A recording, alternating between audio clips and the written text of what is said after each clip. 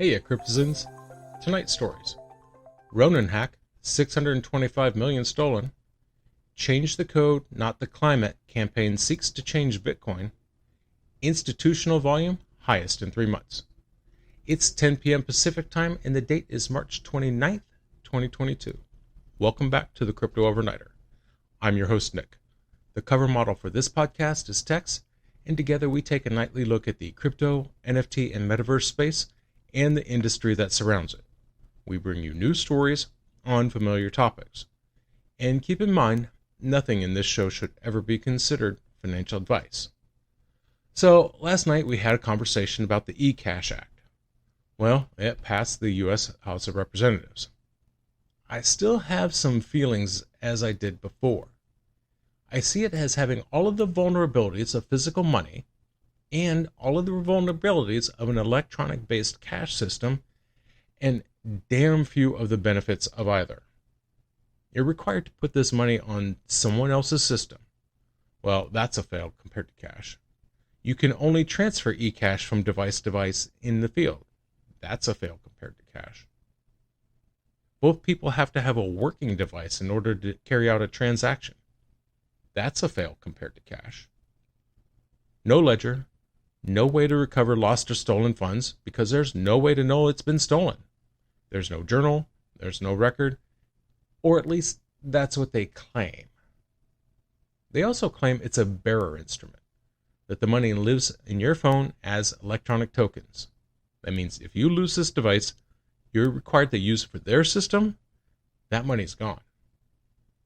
I just can't see any occurrence where I would use this over either an ATM card for fiat currency or a proper digital wallet for crypto. Frankly, the time spent on this system is a horrible waste. It's a waste of time, it's a waste of energy, it's a waste of money. And if this passes, it'll let politicians feel good, like they've actually improved the system or something, when the fact is they have not. I don't think I will ever use it. There's way too many vulnerabilities, way too many unanswered questions, zero need. Now, before we get into tonight's stories, let's take a quick look at the markets. At the time of writing, the crypto global market cap is $2.14 trillion. That's up 0.82% over yesterday. The top 5 cryptos by market cap are Bitcoin up 0.16%, Ethereum up 1.25%, Tether, Binance Coin up 0.1%, and USDC. The global NFT market cap is up over $10.14 billion. That's down 3.53%. The top 5 NFT collections on OpenSea by sales volume are Imposters Genesis Aliens, Azuki, Bored Apes, World of Women Galaxy, and Mutant Apes. Now, keep in mind, some of these collections have very volatile prices, so do your own research. Ronin hack. $625 million stolen. How long does it take someone to miss over $500 million that had been stolen from them? Somebody stole $500 million from me. First, I'd be thankful. I'd be thankful because the thief found $500 million I didn't know I had. In my house, if one of us came up missing $500 million, I'd know about it pretty quick. Apparently, it takes other people much longer, like almost a week, because the hack occurred on the 23rd of March and was discovered today on the 29th. It was only discovered after a user had issues. They were trying to withdraw 5,000 ETH from the Ronin bridge and they had a problem. Now, once it was discovered, they wasted little time. The official Twitter account for the network said, quote, "There has been a security breach on the Ronin network." In addition to that, it was announced on Axie Infinity's Discord and Ronin's Substack page. According to that announcement, the Ronin bridge and Katana decks have been halted. In a statement, they said that their devs are, quote, "working with law enforcement officials, forensic cryptographers, and our investors to make sure that all funds are recovered or reimbursed. All of the AXS, RON, and SLP tokens on Ronin are safe right now. And at over $625 million lost, it knocks the $611 million hack of the DeFi protocol Poly network, knocks them right out of first place. Works out to 173,600 ETH and $25.5 million USDC. That's what they drained off of the Ronin bridge. Looks like what happened is a bunch of validator nodes were compromised. Some of them from Ronin, and one of them came from Axie, the DAO. 5 in total, 4 from Ronin, 1 from the Axie DAO. That's the problem. Ronin's chain only consists of 9 validator nodes. A consensus of 5 is all that's needed to validate any deposit or withdrawal. So it sounds like that they located a backdoor in Ronin's gas-free RPC node. That was used to compromise the Axie DAO validator node. And it sounds like this took a long time. It was only possible because Axie had granted Sky Mavis the ability to sign transactions on their behalf. They have since stopped this practice, but they never revoked the security permissions. So they also apparently used hacked private keys, and that was used to create a pair of transactions. And these transactions were allowed on the blockchain because the hackers had the consensus of nodes, like we just said. At present, it sounds like the Ronin team is working with law enforcement and forensics to trace the stolen funds and the thief or thieves. A blog post said, quote, "We are working directly with various government agencies to ensure that criminals get brought to justice." In addition to that, Sam Bankman-Fried has offered his help. A lot of the stolen funds landed on his exchange. Most of the funds are still sitting in the attacker's address. This is a fresh address that received some ETH from the Binance exchange about a week ago. Change the Code, Not the Climate campaign seeks to change Bitcoin. Greenpeace, the Sierra Club, and Chris Larson are coming for Bitcoin. Specifically, they're coming after the proof of work mechanism. And some folks are upset with Chris Larson. He's the co-founder of Ripple. And to some people, it looks like a betrayal. In a tweet, Ryan Selkis called Larson a Judas. At any rate, here's what they're after. They want to force Bitcoin to become proof of stake and not proof of work. They're going to take $5 million and put it into this Change the Code, Not the Climate campaign. This ad campaign is going to take out ads in publications next month. Places like The Times, Politico, The Journal, MarketWatch, and on Facebook. And it looks like some of these ads are going to be pointed at very specific people.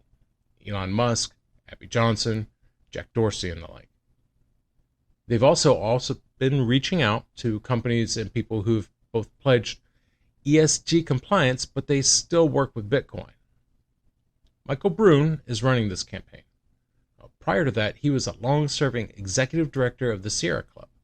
And he said, quote, "We are in this campaign for the long haul, but we are hoping, particularly since Bitcoin is now being financed by entities and individuals who care about climate change, that we can compel leadership to agree that this is a problem that needs to be addressed. Goldman Sachs, BlackRock, PayPal, Venmo, Fidelity, there are lots of companies we anticipate will be helpful to this effort." And they point to Ethereum. ETH is getting ready to go through an upgrade that will make it much more environmentally friendly. It's going to be shifting from the proof of work scheme to proof of stake. And that is projected to reduce the environmental impact by about 99%. I think Noelle Atchison's tweet really captures things best. She wrote, quote, "What they don't seem to understand, any change to Bitcoin will involve a fork, which means the original would still exist, and many, also most, will choose the original precisely because of its proof of work security and its resilience to change." I think she's right. You are not going to convince enough people to make that drastic a change. and you are not going to be able to force a change like that top down on a decentralized network. Now, the organization claims in its press release that about 50 key miners, exchanges, and core developers have the power to make a software change. That was a quote. I don't see that as being particularly relevant. Remember the block size war? People tried to push through a change to the software from the top down, and it failed. It failed even though some of the largest startups in the industry wanted it. It failed because of user backlash.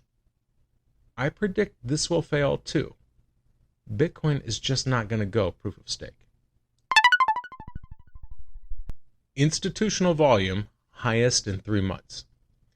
So this report from CoinShares indicates that digital asset investment products saw their largest volume since mid-December 2021. Bitcoin's been blasting through its highest levels of 2022 lately, totally going by several key resistance points. As happens often in cases like this, now more funds seem to be flowing its way in. Latest data shows digital investment products saw over $193 million in terms of inflows last week. According to the report, most of that came from Europe, about 74%. That was with their $147 million. U.S. funds accounted for $45 million.